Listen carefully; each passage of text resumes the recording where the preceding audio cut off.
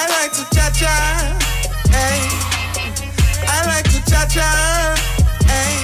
Salut à tous, bienvenue dans ce nouveau numéro du Grinta Show. Salut, ça va, ça va comme cool. Ça va, tranquille, on se plaint pas. Aujourd'hui on parle de quoi? On parle de Kylian Mbappé, prodige, étoile, on entend tout sur lui. Ouais. Faut se calmer les gars, c'est peut-être un peu trop. On va discuter de ça. Mollo. Ensuite on va aborder cette nouvelle génération de l'équipe de France avec des joueurs qui sont déjà installés, qui sont très bons, très prometteurs. Ouais, des joueurs qui arrivent, on n'en parle même pas. On commence? Ouais, on y va? On oublie d'expliquer pourquoi on a ces maillots sur nous. Je suis désolé. Hein. Il faut savoir que Samba est un supporter du Paris Saint-Germain et moi je suis supporter du USR Benfica.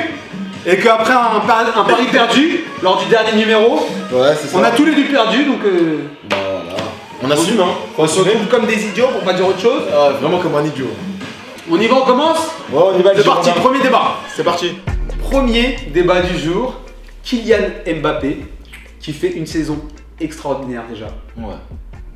Individuellement, c'est complètement fou ce qu'il est en train de réaliser. On entend des choses folles sur lui, prodige, étoile du football français. Et en fait, on choisit ce thème parce que moi, ça me saoule un peu d'entendre les médias tout le temps monter un mec comme si c'était un nouveau Zizou. Des nouveaux Zizou, on en a l'appel. Et c'est beaucoup trop tôt pour le dire. C'est vrai. Donc je vais te laisser commencer, donner ton avis sur Kylian Mbappé et sur sa saison. Ouais, bah écoute, ensuite, je vais te donner les miens. Comme tu disais, c'est beaucoup trop tôt, il a seulement 18 ans. Et à 18 ans, je pense qu'il faut encore le couvrir. Donc pour toi, il faut se calmer avec Kylian Mbappé. Il faut attendre. Il est encore tout jeune, il n'est pas encore à maturité, physiquement en parlant. Il va encore progresser. Maintenant, il n'a pas encore été blessé. Je ne sais pas. Oui, bien sûr. Mais on ne sait pas comment il va gérer une grosse blessure ou quoi que ce soit. Donc je pense qu'il faut attendre. C'est un joueur qui a du potentiel, il faut le dire. Ouais, gros potentiel. Une accélération. Le potentiel n'est pas joueur. Attention parce qu'on confond. En France, un potentiel, on a l'impression que c'est quelque chose qui est déjà là et c'est bon. Le mec est au max comme ça. C'est comme moi, c'est le talent, mais il faut encore travailler. Il peut se passer beaucoup de choses. Il y a beaucoup de mecs qui avaient des choses. Il faut continuer à le couvrir comme ils le font en ce moment. Son entourage, c'est très bien comme ça. Mais voilà, faut se calmer. Il y a des joueurs comme, pour pas citer des joueurs comme. On a plein. Il y a plein d'exemples. Marvin Martin, il met un doublé avec l'équipe de France. Exactement. Moi, je me rappelle la une du Parisien, c'était MM comme ZZ. Parce que Zidane avait mis un doublé lors de sa première sélection. Voilà, donc faut aller mollo, avec ce genre de joueur. Donc pour toi, il faut se calmer. Même si ces derniers matchs, ses buts en Ligue des Champions, ses prestations, son acclamation au stade d'Ornano à Caen après sa sortie. D'accord. Parce que là bientôt on va demander le Ballon d'Or pour lui. Ouais, mais à cet âge-là. Si Monaco ont fait une belle prestation en Champions League et sont champions de France, là il y a des gens qui vont demander le Ballon d'Or. Ouais, je te le dis, ça va arriver. Non, c'est sûr. Pas à ce point-là. Alors là, il a pas fait une saison complète. On va pas parier encore une fois parce qu'on fait trop de paris dans cette émission. Ça fait trop beaucoup là. Mais je suis sûr que s'ils sont champions de France et qu'ils font une belle prestation en Champions League, je suis sûr qu'il y a des gens qui vont demander le Ballon d'Or. Ce serait trop. Je vais te dire ce que je pense moi. Je fais très attention à ce genre de débat, c'est-à-dire que quand on veut monter un joueur tout de suite, on en a 1000 des exemples en France de mecs qui se sont cassés la gueule alors que c'était des potentiels de dingue. Mais j'ai envie de faire une exception avec Kylian Mbappé, bizarrement. Ah bon? Bizarrement. Moi j'ai envie de le monter parce que ce mec-là, c'est un des seuls mecs où je suis sûr à 1000% qu'il va tout exploser. Moi, je suis pas sûr à 1000%. Moi, je suis sûr à 1000%, sauf blessure. Voilà, mais ce mec-là, en plus d'avoir un potentiel, en plus d'avoir des qualités, c'est un mec intelligent. C'est un mec bien entouré. Sa famille, on les a déjà côtoyés. Son père est éducateur à Bangui. Autour de lui, il a des gens qui ont la tête sur les épaules. Il a déjà eu le Real Madrid qui voulait le chercher, City, etc. Ils ont privilégié les formations françaises et tout. Moi, je vous dis, mais comme je te dis. Je le dis pas souvent, mais comme je te dis, Kylian Mbappé, j'en fais une exception pour moi. Mais comme je te disais, faut pas s'attarder sur ça, attention. Il s'appuie beaucoup sur son physique. Ses buts, c'est intelligent dans le jeu aussi.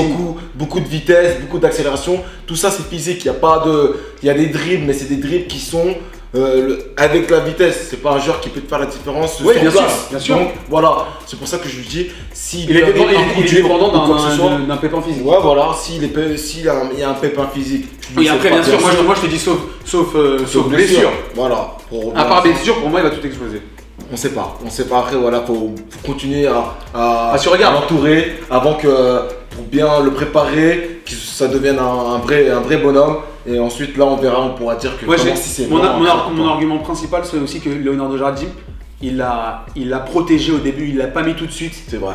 Et même si là, on avait eu des petites incompréhensions dans la presse, son père qui comprenait pas pourquoi il ne jouait pas. Mais t'as senti, le mec, il a été patient, il a attendu. C'est vrai. Et là, tu l'écoutes parler devant les médias. T'as l'impression qu'il a déjà 25, 26 ans, qu'il a la tête sur les épaules. Il est super jeune, il est déjà très mûr à son âge. Très mûr. Moi, je te dis, ce mec-là, il va exploser.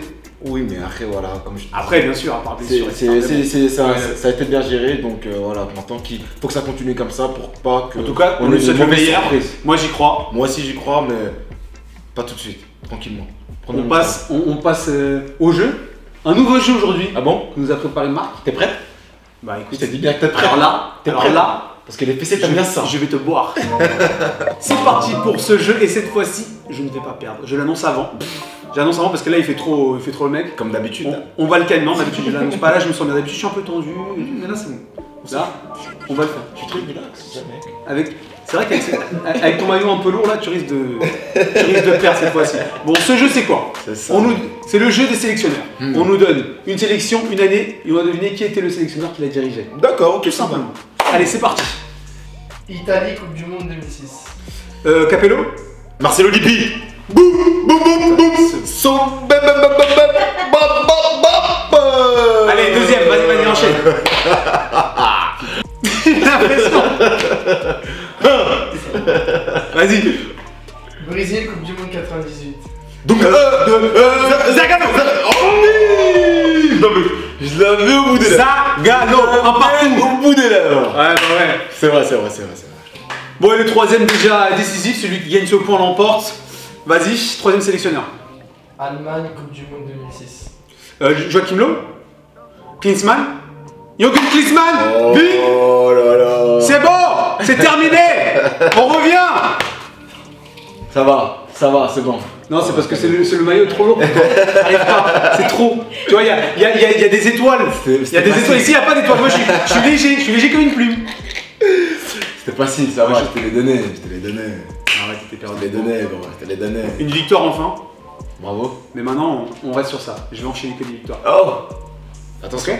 attention. On va passer au deuxième débat. Vas-y. C'est parti. Dernier débat de ce Grinta Show. On va parler un peu des Bleus. Parce que c'est la trêve internationale. Vas-y. Ils jouent contre qui? Ils jouent contre le Luxembourg et l'Espagne. Sacré match, hein. Belle affiche, hein. Pas mal du tout. Ouais, ça s'annonce bien.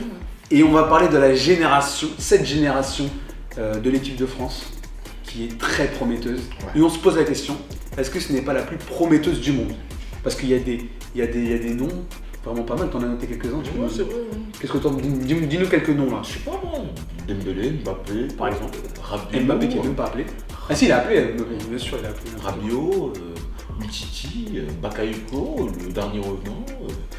Il y a du monde, Sans compter- Laporte et tout. Sans compter les jeunes qui sont Les jeunes déjà qui en sont place. Pogba, N'Golo Kanté. Kanté. Non, il y a du. Il y a du. Et il y a des joueurs comme Lacazette qui sont même pas appelés. On peut se passer de genre de joueurs d'accord. Ouais, et Benzema aussi. Il y a encore des mecs qui arrivent derrière, et Benzema n'est pas appelé aussi. Il y a encore des mecs derrière qui sont extrêmement forts. Bon, après, c'est plus la même génération. Benzema, il a déjà 30, il arrive à 30 ans. C'est plus pareil. Mais on se demande, est-ce que ce n'est pas. Vous allez me dire, c'est peut-être un peu contradictoire avec le débat du début. C'est-à-dire qu'on dit que les gens en font un peu trop sur Kylian Mbappé, et nous on se demande si c'est la meilleure génération du monde. Bah ouais. On hein. vous explique, parce que là il y a un contexte. Kylian Mbappé il explose tout, et les gens en font un petit peu trop à mon goût. Par contre, moi logiquement, je pense qu'on peut se demander si cette génération d'équipe de France est la meilleure, la plus prometteuse. La meilleure, il faut le prouver avec des titres. Ah, c'est sûr. Mais la plus prometteuse, qu'est-ce que tu en penses, Samba? Tu le penses ou pas? Moi, je pense que oui. Après, voilà, il y a beaucoup de joueurs. Il y a un réservoir énorme en France. Il y a tous les jeunes joueurs qu'on vient de citer, et encore j'en passe, hein, bah, ils sont pratiquement tous dans des clubs de premier plan, hein, Paris, Dortmund ou Bayern Munich, Real pour Real Varane. Madrid. Ils sont dans les meilleurs clubs, Coman à Ils Bayern. sont dans tous les meilleurs clubs. Ils jouent régulièrement en plus. C'est des joueurs qui commencent à se confirmer petit à petit. Voilà, c'est un sacré réservoir. Il y a du monde, des postes sont même triplés. On peut voir sur les ailes, au niveau des ailiers, avec Dembélé. On n'a pas avec- parlé, il y a les CDB aussi, les latéraux, il y a les du monde, défenseurs centraux avec Laporte, les milieux de terrain avec Rabiot, avec les Umtiti qui. Non, mais c'est un. Kimpembe. Équipé, c'est énorme, c'est énorme. Le réservoir est vraiment bien fourni. Il y a une sacrée profondeur. Tous les postes sont doublés. Je pense que dans les années à venir, cette équipe de France va ressembler à une très belle C'est équipe, vrai. je pense. Si elle est bien gérée, bien. Mais il faut si la transition est bien faite aussi. Il faut quand même mettre un petit bémol sur cette génération parce que c'est une génération française, tout simplement.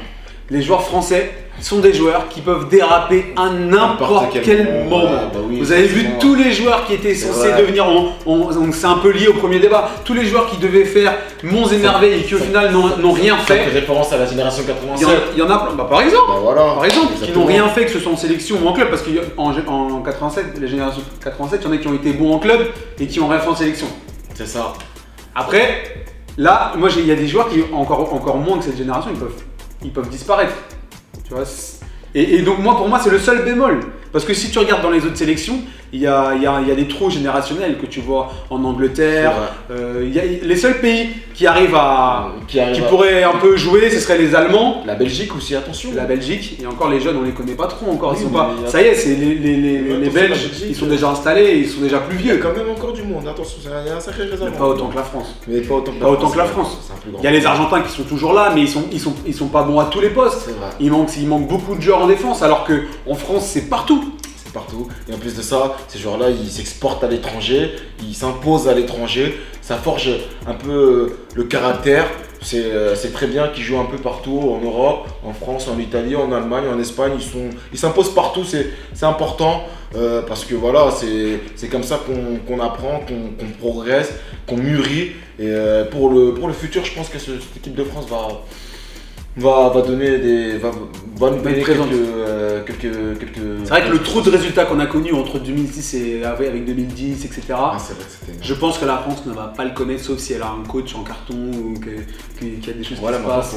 faut qu'elle soit bien encadrée, cette jeunesse dorée. C'est ça. Maintenant, voilà, si elle est bien encadrée, il y a un bon suivi, qu'en club ça se passe très bien, je pense qu'on pourrait avoir un trophée d'ici quelques années. Pourquoi pas en Tout de 2018. suite, ça y est, c'est parti. Bah, déjà là, je pense que. Donc toi, tu dis calmons-nous sur Mbappé, mais déjà- sur la France, tu t'enflammes. Mais déjà, dans la continuité de 2016, là, je pense qu'on peut aller chercher la Coupe du Monde 2018. Mais moi, Je pense. je pense que malheureusement, il y a un problème dans cette sélection, c'est le coach.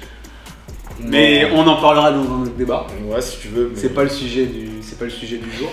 C'en est terminé aujourd'hui, Samba. Déjà. On va se dire au revoir. Oh, On va remercier tous les gens qui nous ont aidés aujourd'hui. Merci l'équipe. On va remercier Stéphio pour ces petits gâteaux, ces ouais. petits cafés, tout ça. Magnifique. C'était vraiment pas mal du tout. Parfait. On remercie la GDS de nous accueillir dans cet endroit. L'endroit, on va mettre tous les liens Facebook, tout ça, pour que vous puissiez venir voir. C'est très sympa. Très Et sympa.